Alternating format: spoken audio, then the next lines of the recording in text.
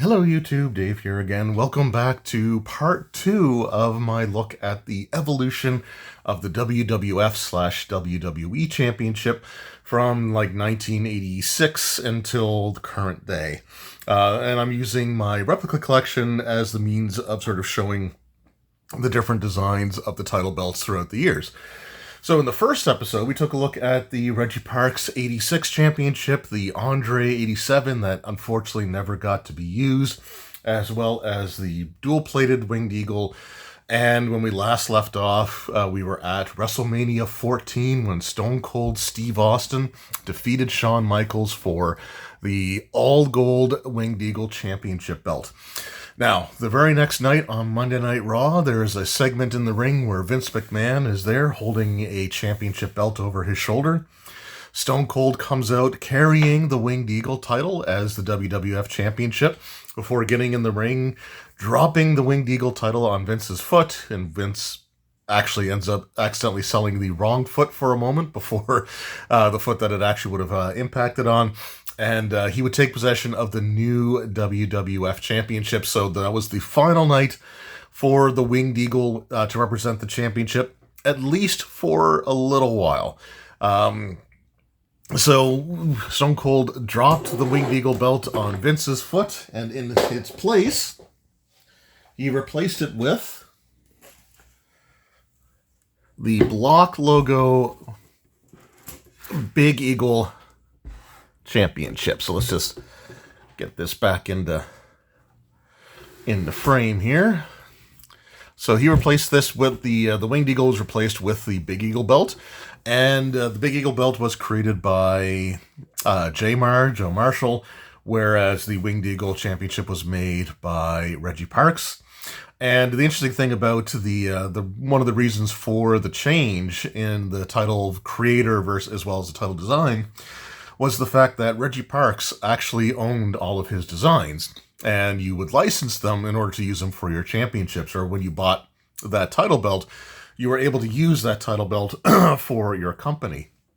But to merchandise it and do other things, you do have to actually obtain a license for it. So with Jamar, he actually just makes the belt for the company, but the WWF, or the WWE as it's now known, retains the design rights and everything else. So there's a video I saw years ago of somebody trying to sell I think it was a Dave Milliken belt, which is interesting because I don't think he should have had the rights to this design. But it was very heavily inspired by the Big Eagle belt, but it had to be different because the actual Big Eagle design is property of the WWE. But yeah, you could tell why it's called the Big Eagle there, because it's got it's just a much larger title belt center plate there. It does have the eagle on the front. There's wings outstretched to slightly influence the shape of the center plate there. You also have the eagle now grasping the globe, whereas on the Winged Eagle belt, the eagle is in front of a much smaller globe, with the globe supported between its wings. Here, the eagle is actually grasping onto the planet itself, onto the globe itself. You also have two smaller side globes here, with North and South America on one side, and then Africa, Asia, Europe, and just a little teeny tiny bit of Australia there, and Antarctica is on the bottom of both of the little mini globes there. The belt does have the World Wrestling, it would have said World Wrestling Federation, would have had the WWF block logo at the time, and it would read World Wrestling Federation Champion. So it's actually the first time that for the modern titles anyway, the ones that we looked at, like the 86, the Andre belt, and the Winged Eagle belts, that the word heavyweight was no longer on the main plate. The word heavyweight still is on the logo plate here, which would have read, World Heavyweight Champion, and then would have had Jamar 1998 on the bottom there. The side plates of the belt also feature lions holding shields on the left side. We've got the lion holding basically the New Generation logo there within the box. And then the other lion is holding the McMahon family crest. The outer side plates are the same on both sides, just the WWE or WWF at the time logo in the side of a shield there with the sunburst pattern behind it with the pair of jewels. And it's the first time we've seen jewels in the championship, I guess, since the big green belt. I'm pretty sure that one had some weird jewel placements and stuff on it. Now, this belt also had the sidebars similar to the Winged Eagle Championship, and that these sections here are actually cut out of the title belt. So this version of the championship, it's actually kind of surprising that they made a replica of it, because it only lasted from, I think, was it March 30th of 1998 until July. So you had like March into April, May, June. Yeah, it was only around for 4 months. And during that time period, only 2 people actually ever held this version of the championship. And those 2 people were, of course, Stone Cold Steve Austin, and at the 1998 King of the Ring, Kane also won the title in a First Blood match before dropping it back to Stone Cold the very next night. I kind of wish that he would have held on to it until the following pay-per-view. But at the same time, at that pay-per-view, which was the fully loaded one, you did have Undertaker and Stone Cold win the tag titles, and the Undertaker entrance holding both tag belts the next night on Raw is one of my favorite entrances. And I'm really surprised that in the video games with the double title entrances, they never recreated that one, because that was a pretty awesome looking appearance there. But yeah, so it only was around for about 4 months. In total, and it would actually reappear, I think it was in 1999. There was a segment where Vince McMahon awarded Arnold Schwarzenegger a copy of the Big Eagle as well, but it was actually one of the blue strapped Big Eagle belts with the brown croc backing on it there. So it was interesting that it was like that version of the title, even though that version was no longer the one being used. This belt would receive an awful lot of abuse, considering that, Stone Cold was the champion, and with his, his attitude and everything. The belt would be dragged, it'd be tossed, it'd be thrown, it'd be stepped on. It got the bloodbath from the build up to the King of the Ring with Kane on there as well. So it went through an awful lot. Within just a short period of time, within that 4-month span, the strap went from being like a really nice standout blue to looking like it was black. Like, I genuinely thought they changed the strap because it just looked so gross by the end. Also, because these sidebars were cut out, it was a point of weakness, and the original belt actually snapped right along the indentations here.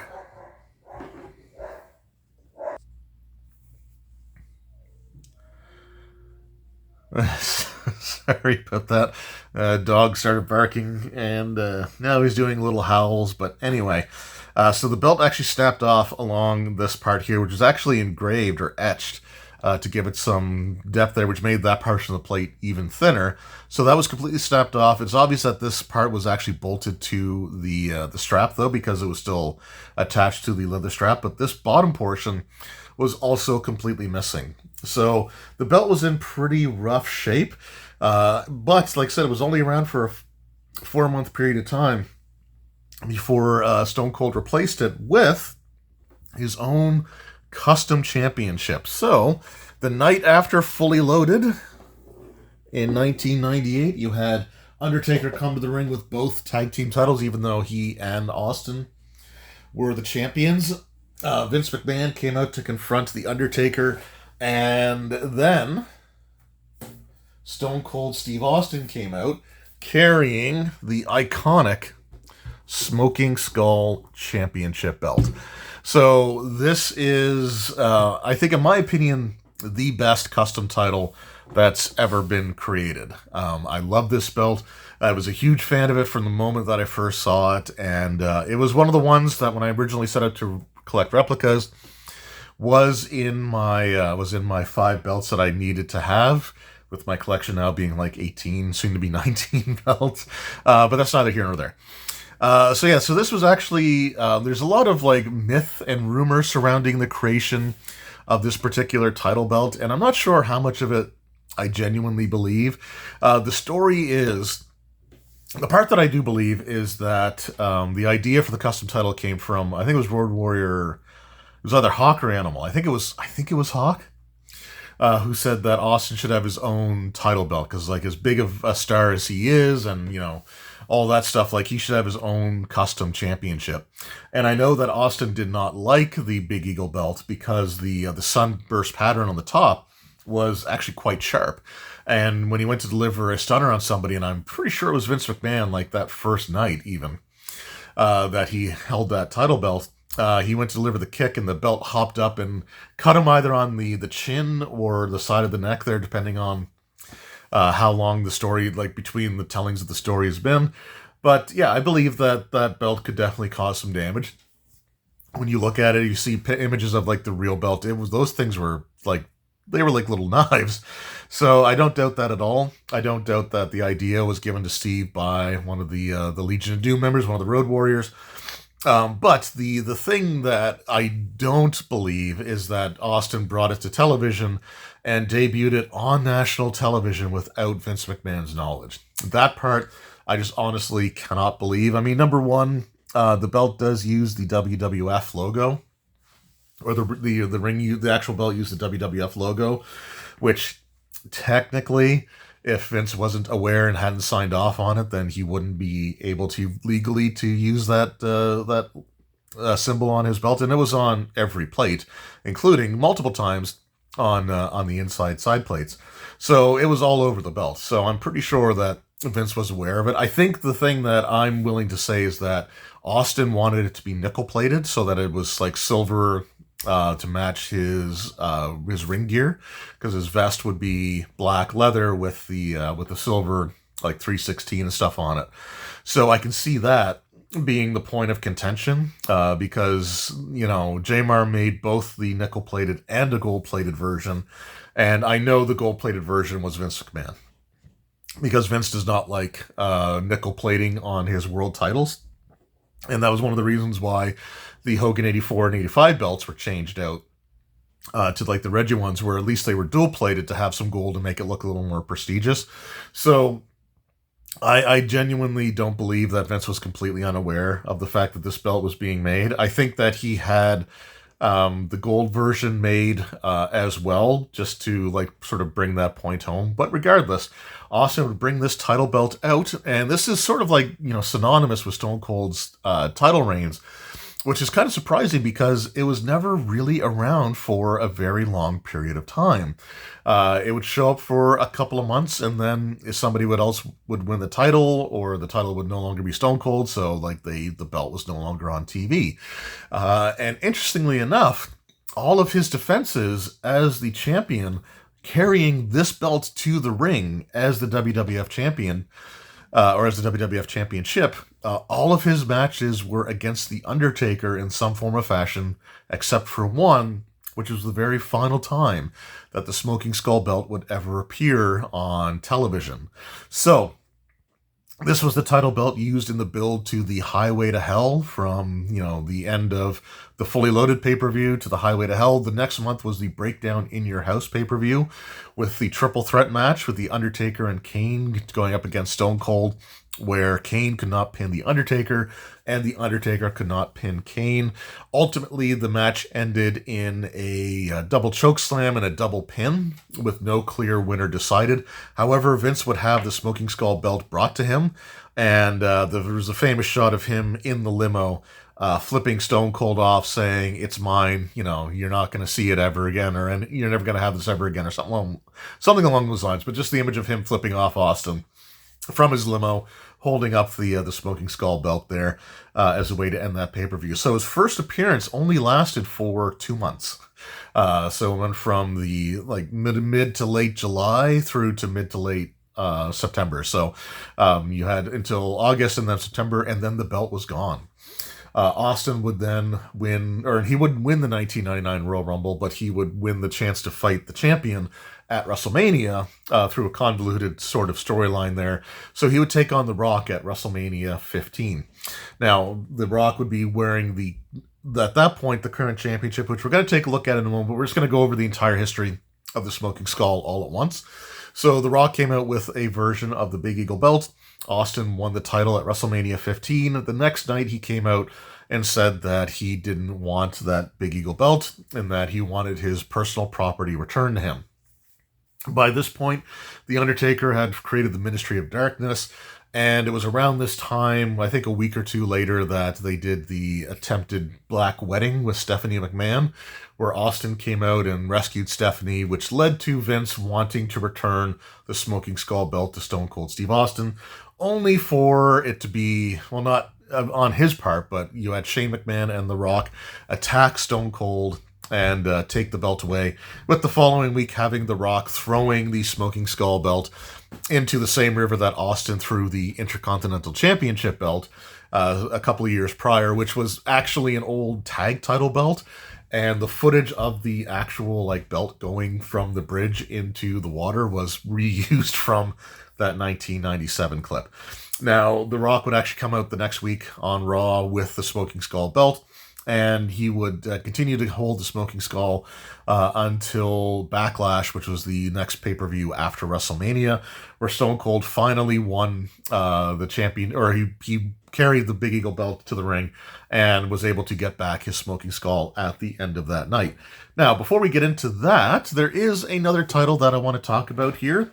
It was never actually used on TV, and I just have the little teeny tiny version of it, because I don't really want the full-size replica. But I would say during this 1999 period, this was around the time that The Rock was going to have his own custom championship made. So this is the Brahma Bowl Championship. It does have a blue suede backing on it there, unlike the snakeskin backing on the Smoking Skull. But I think this was meant to debut either in the build-up to their WrestleMania match, or maybe even after or as part of the build-up to the Backlash match. I'm really not sure. I think it was part of the build-up to the WrestleMania match, but again, I'm not entirely sure what the timing was. The official story was that the belt was lost in the mail, and that's why, by the time that the belt was sent to them properly, they had already kind of moved past the point where they felt like they wanted to use it anymore. But there are some interesting things about it. So the inner side plates with The Rock there and then the symbol of greatness, those are the exact same shape as the Smoking Skull side plates there. The outer side plates, however, are rectangular with just The Rock and the lightning bolt. And then you did have the property plate on there. It should be noted that the real Smoking Skull belt also had a logo plate or a property plate on this belt as well. It was shaped similar to this, but just kind of squashed down and stretched out a little bit. And for those of you that don't like seeing the word champ on their title belts, that was actually the first WWF title belt or WWE title belt to have the word champ on it. Although it was on the property plate, it wasn't on the center plate, so there's still definitely a distinction to be made there. But yeah, so we have the Rock belt, and what's interesting about the center plate is that if you take a look at the ring of jewels going around the center plate, the ring of jewels recreates the shape of the Stone Cold Smoking Skull belt, because they actually do kind of arch up and come back down around. So it was definitely meant to reference the Smoking Skull belt. And I think it would have been involved in a storyline revolving around the Smoking Skull belt as well, or leading into a storyline revolving around the Smoking Skull belt. I could see the promo of Austin coming out and saying that, this belt does not work for him, like the same promo that he cut with the Big Eagle, but I could see him, definitely looking at this and saying that it doesn't work. But yeah, the Rock belt was never actually used on television, never actually seen on TV screens, but I think it was also built or used around this period as well. All right, so then Austin would, be the champion, or he would retain his championship at Backlash. However, he wasn't coming to the ring with this version of the title belt. He came to the ring with the Big Eagle belt, and it was the following month in May, the unfortunate Over the Edge pay-per-view where we lost Owen Hart, where he lost the Smoking Skull Championship to The Undertaker in obviously controversial fashion, because this was the ministry, or this was the corporate ministry by this point. And Undertaker actually did wear the Smoking Skull belt the following night on Raw, but I think the week after that he was back to using the Big Eagle Championship. Austin would then successfully retain this title against The Undertaker the following month in a First Blood match, the end of an era First Blood, where Vince McMahon was supposed to be gone from the company, which lasted a few months, I guess. But yeah, Austin did retain the title then. And the King of the Ring. Oh, right, at the King of the Ring. Yeah, so the King of the Ring happened in between those. I was just trying to remember, but yeah, Austin was the champion. Then Undertaker was the champion. And then Austin, because he was part of the board at the time, signed him off to a title match. So in 1999, Stone Cold Steve Austin beat the Undertaker for the title the night after King of the Ring, which was interesting because he also beat Kane the night after King of the Ring for the title. So a very interesting record that Austin has beat both Brothers of Destruction to win the WWF Championship in consecutive years. So nobody else in the world can ever say that, or after like the same pay-per-view type of thing. But yeah, so in July, Austin retained the title against The Undertaker in the First Blood match, and then that led to the SummerSlam 1999 triple threat with Austin versus Triple H versus Mick Foley, with Jesse Ventura as the special guest referee. Now, again, another match that's kind of surrounded in controversy. Originally, it was supposed to be Chyna challenging for the championship, but that wasn't going to work for the special guest referee. So it was then, I think, Triple H won or Mick Foley won. And it was just this convoluted build to it. And I know a lot of people blame Austin for not putting Triple H over at the pay-per-view, but I don't think that was actually the call that Austin made. Jesse Ventura was the governor of Minnesota at this point in time, and he was the one that had Chyna removed from the title picture in the first place, because he didn't want to be, as a politician, he didn't want to be on screen, refereeing a match where, a man is beating up a woman. So I've heard earlier, like way back in, the early 2000s, the rumor that I always heard was that Jesse said he wasn't going to raise the hand of a bad guy at the end of the pay-per-view because he didn't want any of those images to be able to be used against him politically, which might be a bit paranoid, might be a bit off or weird, but I sort of understand that. Considering that, Austin never had issues losing the title, to people when he did. I don't see it as him being unwilling, and I don't think Triple H has ever said that either. So I don't know where this really picked up, but I always heard that it was Jesse who didn't want to raise the hand of a heel character because he was afraid of that could do to him with his future political aspirations. So either way, Mick Foley at the end of SummerSlam 1999 was the last person to ever hold the Smoking Skull Championship as the WWF Championship. So you think that Austin had this, it just defined his title reigns, which, I guess to an extent it did, but he only used it for 2 months in his initial run. He held it as the champion, he held it for a month with his title reign to follow after that, and then he held it for 2 months after that. So you've got so that the Smoking Skull title only represented the championship for about 5 months over the course of a 2-year span. It was used in storylines for a couple of extra months beyond that, but it was only around for a very, very short period of time, which is what I think adds to its legacy. I mean, it's synonymous with the Attitude Era, synonymous with Stone Cold Steve Austin. It's the first thing you think of when you think of Austin's title reigns, even though realistically Austin held the Big Eagle belt far longer and far more frequently than he held the Smoking Skull Championship, because eventually Austin would turn heel and he did not bring back the Smoking Skull belt after that, so he kept the corporate Big Eagle belt. All right, so we are going to back in time to when the championship was vacated after the Breakdown in Your House pay-per-view. The following night on Monday Night Raw, Vince McMahon, along with the Stooges, came out to the ring. There was the red carpet, and there was this nice display case set up in the middle of the ring with Vince going to announce who the new champion was. And inside of that display case was the Winged Eagle. So the Winged Eagle got to represent the WWF Championship for one more night. Austin would drive to the ring in the Zamboni, and Vince and Kane would end up, I think it was that same night that they ended up attacking Vince McMahon, or it might have been the month after. I can't remember exactly when. No, it was definitely, I think it was that same night, or like the week after or something like that. But the Winged Eagle Championship actually represented the title for one more night, even though there was no current holder at the time. And, again, there's some theories revolving around that. A very interesting time for conspiracy theories and the WWF Championship.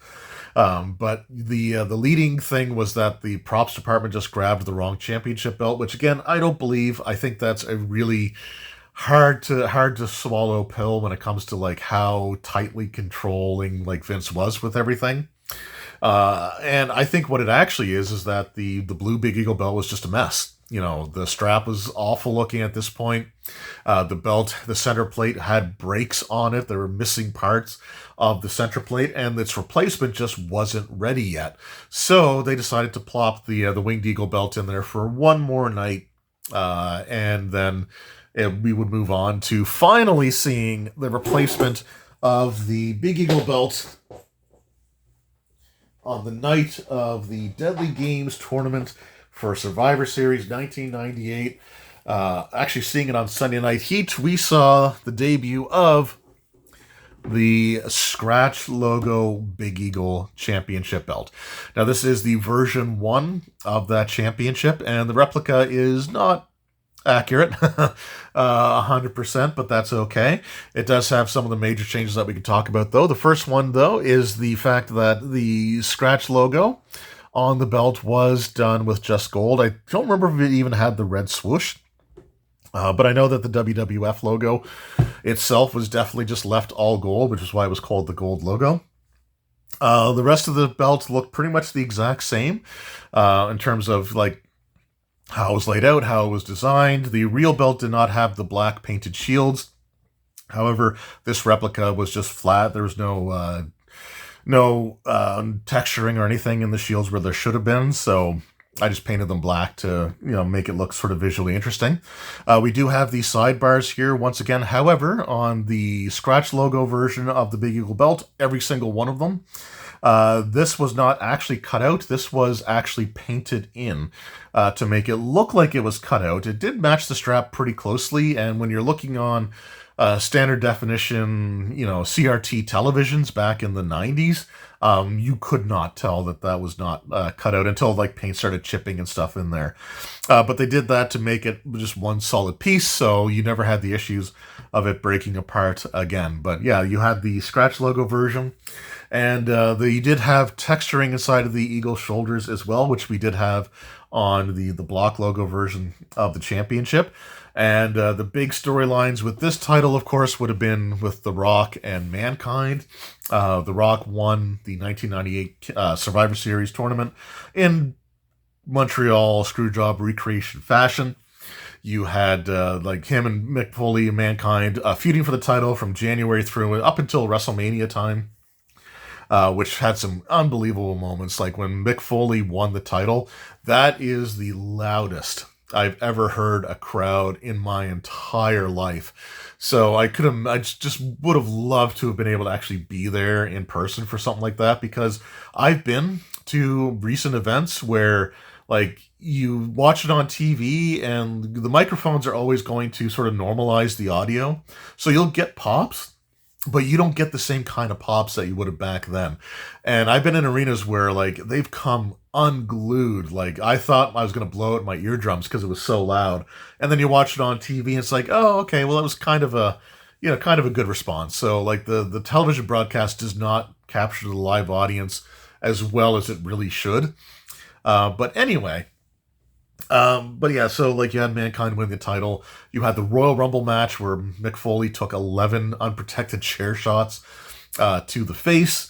You had the follow up with the halftime heat, and then you had the of course the ladder match on Raw where The Rock won the title finally to go on to face Stone Cold Steve Austin. And then, Undertaker would win this version of the championship as well. He would come up with the Smoking Skull, but would wear this version the week after that. And, so this belt was used for quite a while, sort of filling in the gaps between those Smoking Skull era reigns. But the night after the 1999 SummerSlam, Triple H would win the championship for the first time, and he would debut a new version, or Mick Foley would technically debut the new version of the Winged Eagle Championship, which is pretty much the exact same as the version we had before. However, the back of the strap was a blue velvet as opposed to a black leather backing. So that was pretty much the primary difference there. I think it was also during the Triple H reign that, I don't know if it was that version of the championship or a version that came out after, because there was because the velvet just did not stay very well, or the suede backing, I should say, did not last very long before it looked murky and gross, and it was replaced by another belt that had just a traditional black leather backing. And I think it was that replacement one that finally the inside of the shoulders on the Eagle no longer had the texturing, but the shields and everything on the side plates did continue to have that. So this version, the gold version of the championship, went from 1998 until I think it was January of 2000, where finally we would see the debut of, I think, the version of the championship that most people think of when they think of the WWE Big Eagle title, and that is the white scratch logo version. I should also mention that on the original gold scratch title, the side plate WWE logos were in black. They were not in white. But we did have the 2000 version of the championship where we finally would have like the white WWF logos. And this was the version that would last all the way through until, was it 2003? Or 2002? Yeah, I guess it would have lasted until mid-2002. Shortly after WrestleMania 18 is when this version of the championship would disappear. And, but you also had some great storylines with this version of the championship as well. You had the Stone Cold heel turn at WrestleMania 17, which led to like the paranoid Stone Cold Steve Austin, the two-man power trip, eventually the WCW Alliance sort of angle there. You also had Kurt Angle win the championship and be the WWF champion during the late 1999 late 2000 going into 2001 actually. And he also had the really amazing segment with Chris Jericho where he won the championship after pinning Triple H. However, it was, Earl Hebner did a fast count, and then by the end of the night, they had to reverse the decision and put the title back on Triple H, which is a bit of a shame. But the pop that Jericho got, I think, solidified him as a main event player going forward. You also had this being the title that was defended in the six-man Armageddon Hell in a Cell match, where Rikishi took the back bump, like just falling backwards off of the cell onto the back of a flatbed truck, which, yeah, it had padding. Yes, it had stuff to make it safe. But that's still a scary thing. I would not do that. I don't care. I would not take that bump. So this was a version of the championship that was used right up until the end of its existence. So as you can see on this belt, this is a much more accurate version of it, except for the fact that it does have the blue suede backing, which was only used once with Triple H, and that was the gold scratch logo version. But you have the shoulders of the Eagle being flat, so there's no texturing or no etching in there whatsoever. However, the shields, and as you can see, actually quite a bit better on this version, the shields of the title, much more textured, and you had the property plate there. And actually, it was the 2000 version of the Big Eagle Championship that finally painted in the property plate. So the original Big Eagle belts, they had the property plate, but it was like the one on this rock belt here. So it was just all gold with like maybe the WWF like scratch logo painted in probably black on the original versions and then white on the future versions. So this was the first version to also use the WWF or to use the black paint in the property plate there as well. And I want to say it was the scratch logo version or the white scratch that debuted the WWF stamping along the top and bottom of the plate, but it could have been the big or the gold logo version before it. But This version of the championship would go from 1998 to 2002, so it only had a 4-year lifespan where there were several stints where another championship actually replaced it as the world title. And I think it's a huge shame because this is one of my all-time favorite title designs. I think, compared to the Winged Eagle Championship, it just captured the Attitude Era so much better than what the Winged Eagle belt really could have done. Just being this big, huge, plate with this eagle that's kind of in your face. It just perfectly sort of captured the period of time while still genuinely being prestigious looking enough that if they brought this back today, I don't think anybody would bat an eye. It's a beautiful design. It's something that I really wish could have had more time to represent the championship. However, we're going to see in the next installment of this video series, we're going to see the title version that replaced this. And spoiler alert, the very next title design after the Big Eagle belt is my favorite title championship design of all time. But yeah, so let me know in the comments below, what is your favorite version of the championship of the ones that we've covered here today? The Winged Eagle is still fair game because it was here representing the championship on 2 nights over the course of this 4-year period. You also had the blue scratch or the blue block logo Big Eagle belt, the whites or the gold scratch logo, the white scratch logo, the smoking skull, and heck, even though it never actually showed up on TV, we can throw the rock belt a little bit of love as well. So if that's your favorite, let me know that in the comments below. Also, what were your favorite title matches for that championship around this period of time? Let me know all that in the comments below. Anyway, thank you so very much for your time. I truly appreciate it. We will see you in the next one. Until then, take care.